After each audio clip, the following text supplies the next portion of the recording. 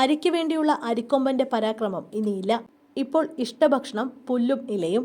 ചിന്നക്കനാലിൽ നിന്ന് കാടുകടത്തിയ അരിക്കൊമ്പൻ പുതിയ ഡയറ്റിൽ തൃപ്തനെന്ന് തമിഴ്നാട് വനംവകുപ്പ്. പ്രകൃതിദത്ത വിഭവങ്ങളും കഴിച്ച അരിക്കൊമ്പൻ ശാന്തനായി തുടരുന്നുവെന്നാണ് തമിഴ്നാട് വനംവകുപ്പ് ഉദ്യോഗസ്ഥർ വിശദമാക്കുന്നത്. മുണ്ടൻതുറൈ ടൈഗർ റിസർവ് ഡയറക്ടറാണ് ഇക്കാര്യം വിശദമാക്കിയിരിക്കുന്നത്. 7 പേരെ കൊല്ലുകയും 60-ലേറെ വീടുകളും കടകളും തകർക്കുകയും ചെയ്തതിന് പിന്നാലെയാണ് അരിക്കൊമ്പനെ 2023 ഏപ്രിൽ 29-ന് കാട് കടത്തിയത്.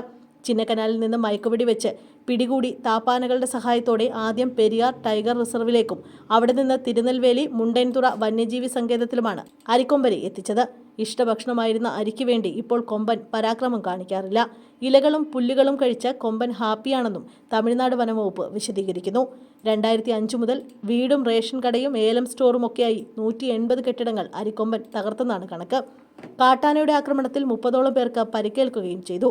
വീടുകൾ ആക്രമിക്കുന്നത് പതിവായതോടെ ആളുകൾ പ്രകോപിതരായി പ്രതിഷേധങ്ങൾ നടത്തിയിരുന്നു. നിരന്തരമായ ആവശ്യത്തെ തുടർന്ന് മയക്കുവെടി വയ്ക്കാൻ സർക്കാർ ഫെബ്രുവരിയിൽ ഉത്തരവിറക്കി.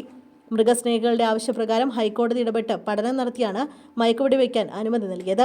കഴിഞ്ഞ ഏപ്രിൽ 29-ന് 12 മണിയോടെ അരിക്കൊമ്പനെ മയക്കുവെടി വെച്ചു.